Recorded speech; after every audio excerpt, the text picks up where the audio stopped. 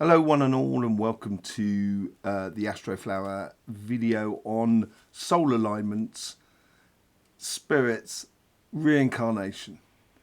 We're going to go through the mechanics of it all, and this is a prelude to the live that we're doing on Sunday, which we do every Sunday at 9 o'clock UK time, where you can ask questions and we can all discuss it and see what comes out of it. That's on this channel on Sunday night at 9 o'clock UK time.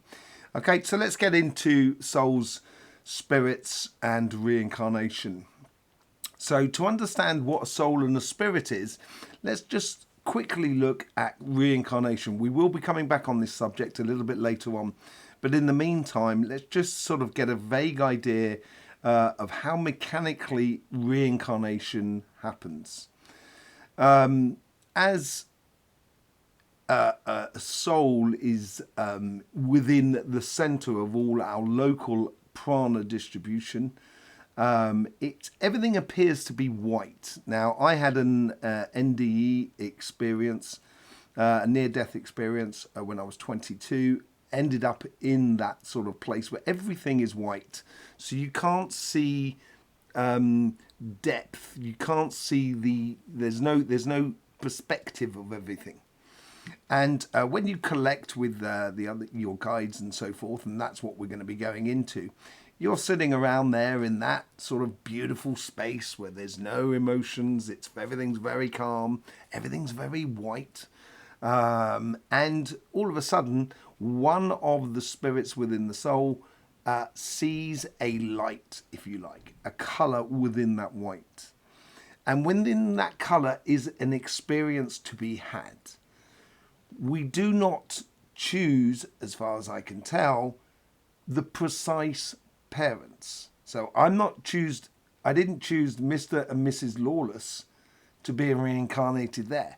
I chose a vibration of their setup that I would like to experience, or would help me or contribute to my experience that I, as a part of a spirit, of a soul, would wish to experience. Then once all the spirits are in line with one another and the soul is in line, that's when we can go towards that color, and that's where reincarnation starts.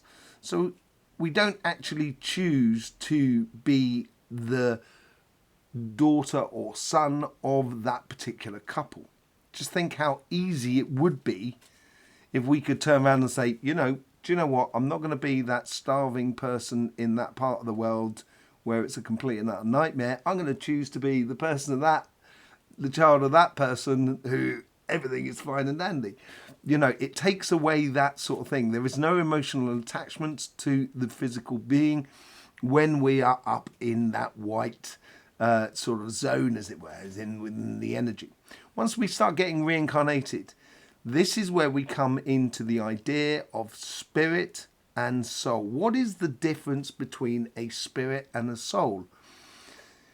For me and my understanding, and I've been investigating these sort of subjects for the past 30 odd years, easy. Seeing auras, seeing energies, doing healing and everything like that, it's helped me to understand for me. So I'm going to explain to you what I foresee as difference between a spirit and soul, and we can discuss all about this on the Sunday live. And so I am the spirit that is chosen, or is within the soul, is placed within the body. So a spirit is singular. A soul is actually a collection of spirits. And this is where we get into guides and so forth. Now, in a soul, you have 6 spirits. Okay? We'll see later on how that actually goes a lot further than 6, but it's just a base number of the universe. Okay? So I am the spirit that is within the body. I now have 2 guides that are standing there next to me who are looking after my physical body, the physical being, the physical world, the material world. Okay, so when like a bodyguard is looking after somebody, they don't talk to the person they're looking after. They tend to be looking away from that person to see if there's any incoming danger. So that's what two guides do. So that makes three of us. Now we have another two guides, which is all to do with the spirit. So these are the two guides that traditionally in cartoons you would see as a devil and the angel upon your shoulders. It's a little bit where your consciousness comes into play, and that inner discussion happens from within you, where you can see both sides of it if you choose to speak to both guides. And I would suggest you do. The other guides that on the physical front, they can advise you in a way to do things physically, but they wouldn't sort of intervene as much within your consciousness as the two guides that are connected to your spirit. So you have these other two guides that are set almost between, if you like, between you and the outer energy, the universal force outside of your aura. Okay, because they can then see things in a much larger picture. Okay, the other two guides tend to be on the peripheries of your aura, therefore they can be a lot more in touch with the physical body and may not actually see the greater energy that is around us. Okay, and then we have one last spirit. Now that spirit, if you like, is the anchor, is the spirit that remains in that white sphere or zone, if you like. That spirit is all the connection to the center of energy, to, if you like, heaven, if you're talking in a religious sort of sense, nirvana and so forth. The greater Akashic library.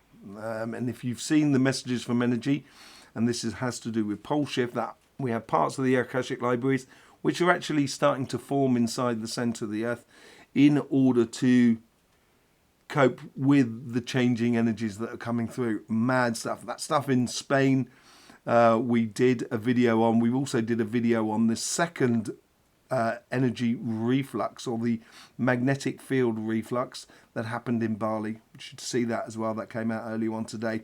But with the souls and the spirits, the collection of the six, which is tying heaven and earth, as it were, that is what I would determine as a soul rather than a spirit. Now, your guides are with you pretty much eternally. There's no pretty much about it. It's eternally. But as you'll see, there is other dimensions that we do exist upon that go through different forms. But we will look at that in the reincarnation system in a minute. Okay? So we have this setup, which is very, very particular. And you could look at it as such. Okay? In this situation here, we have you are this circle here. That is the person that is in the body. As you can well see over here with the color coding here, you can see where the different guides are. So this is the physical guides. These are the spiritual guides. And this is the guide that is connected to all energy. And that guide there, as you can well see within this diagram, does not actually touch you, because that would short circuit the situation and would make things very complicated. So when you are in the being, you cannot be in the energy of what is in heaven, nirvana, whatever you wish to call it. And vice versa is true. You can't be in the being when you're upstairs. Okay? So, and the two are very separate. We can have the go-betweens, which is our guide and which is our central sort of flower of life, if you like. So therefore you have you there, There is your guide centers that you can see, and that is the guide that is connected to the root spirit, is like I call it. So we have this formation set up here. Now we can actually see this in another way and see how the guides speak to each other. And then we can start understanding the reincarnation system, but also how it reincarnates into other dimensions. Okay, so here we go, and let's have a look at that. So this is another form of that design, same situation. You have the spirit, your spirit that is in the body, which is down here. And then you have the two guides, which are just here, which look after the physical body. They look after the spiritual body, and that's the root. And there you can see I've defined it in two triangles. One for the root that connects with the physical being, because that's what it's missing.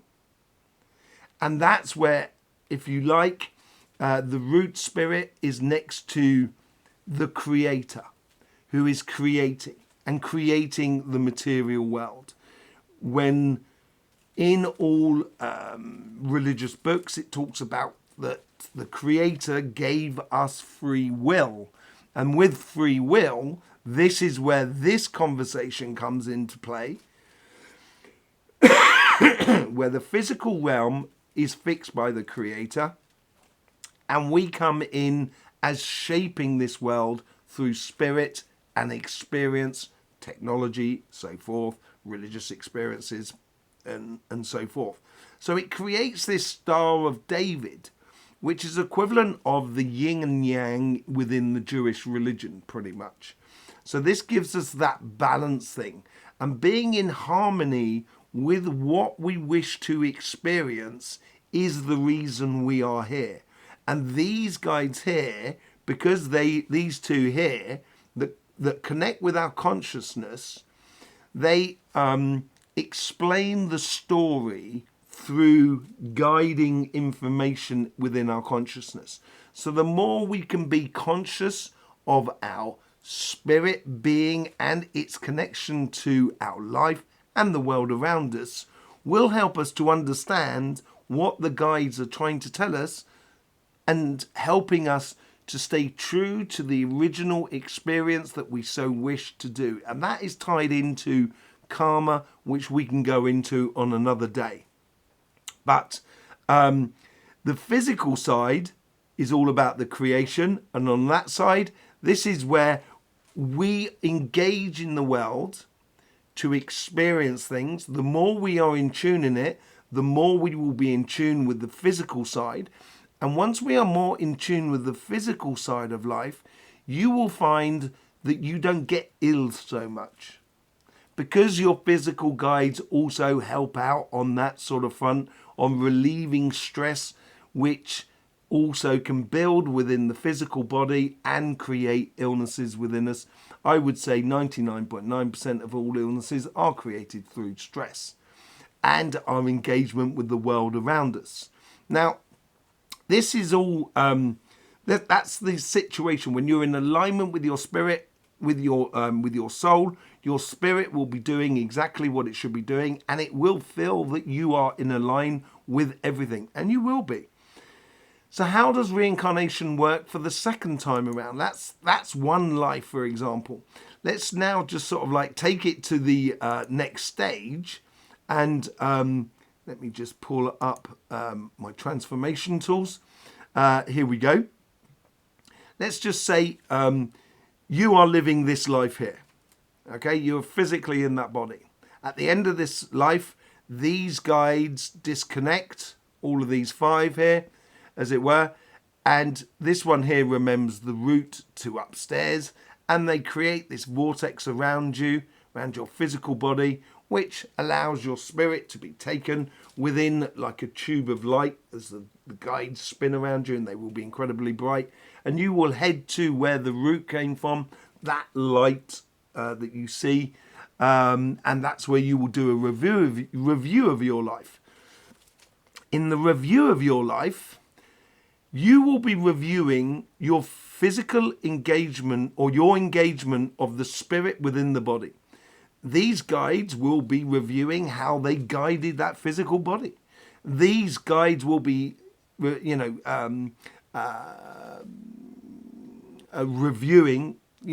what happened with their guidance in regards to the spiritual side.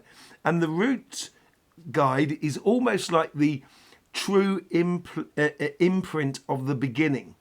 And that gives us an idea of how far we wavered from what we should have been doing in this life, in this carnation.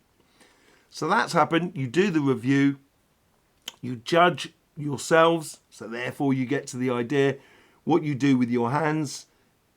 You are the only one to see it, therefore you're the only judge, as it were, in a certain extent. So then you're back to that idea of being a sphere of light amongst multitudes of other spheres of light, which create that whiteness, everything all around, that you have no more depth and distance on things until there is a light that you see, or your soul sees, the six spirits together, your soul sees and says, okay, that would be great to explore. Okay? When that person or that spirit, this time round, the spirit, you were originally here in the body. But let's just say this guide here, who happens to be a Asian, Chinese or Japanese, or from that region there, female, for example. You can take anything. This one could be, this spirit here could be from Africa. This person here could be from North America. This one could from Europe. This one from Australia and out in the Pacifics and so forth. And this one could be around about the Pole North, Canada or anything like that. So you've got these different families that are going on, and different lineages of of exploration. So although you may not be reincarnated as someone in Asia, for example, you will have the experience of being in Asia through that spirit there, who in this life is just your guide. Does that make sense? I think it will. Let's put that that guide into that position there. So let's just turn it around gradually. So here we have now that guide there is now in the position. That guide there is now in the position of living in the physical body. And although you're in the physical body of the last life, this life here, you are guiding the spirit that is within that body. That guide there that was in the physical guidance there, and it can change.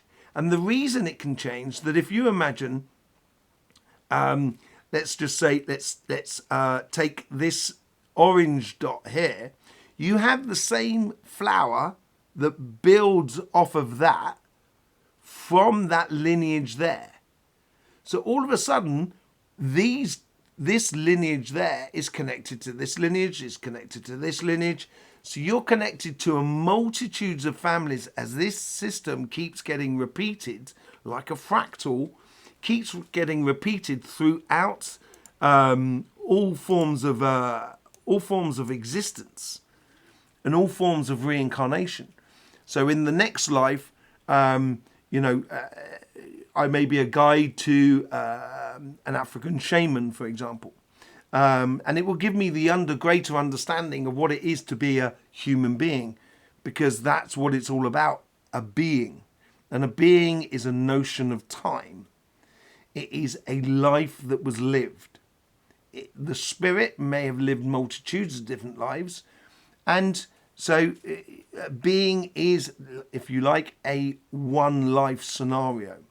And as a physical being within that sort of physical body, so the life that I'm experiencing now may be connected to European or Scandinavian, for example, descendancy. Therefore, I would have also experiences of living other lives within that area there. And my memory or my understanding will also be tied into that experience of that sort of area, as it were, within the European area. But in one life, I could be a baker, and in another life, I could be a soldier or a nurse or whatever it is into it. Just so we can then get a greater experience around a situation that we wish to understand. And that's why we're here. We're here to experience every sort of aspect of life. At the present, you're watching this video, of course, and you are experiencing one of those beings, one of those examples of a life that makes up a multitude of different lives, that is connected to multitudes of different families. Imagine if we all understood that across the globe. That actually, it doesn't matter if it's someone on the other side of the globe, they are actually a reincarnation of yourself in some form or another. Therefore, maybe we could get round the idea that knocking hell's bells out of each other is not a good idea. Having the physical or moral or spiritual detriment of another within another part of the world is just punishing ourselves. Once we realise that, many things become possible. So every day I've done many videos on this sort of thing of finding your connection with everything that is around you, and that's where you will find your soul alignment. That's where you will find your alignment of your spirit, and also your karmic and reincarnation realignment, as it were. The energies are changing. Pole shift is happening. The new rhythms of life are being produced throughout the energy. The more we can get into line with it, the easier the transition is going to be for you, for me, for everybody. I will see you on the live at 9 o'clock UK time. It'd be lovely to see you there. Thanking you very much for all the support you give to this channel.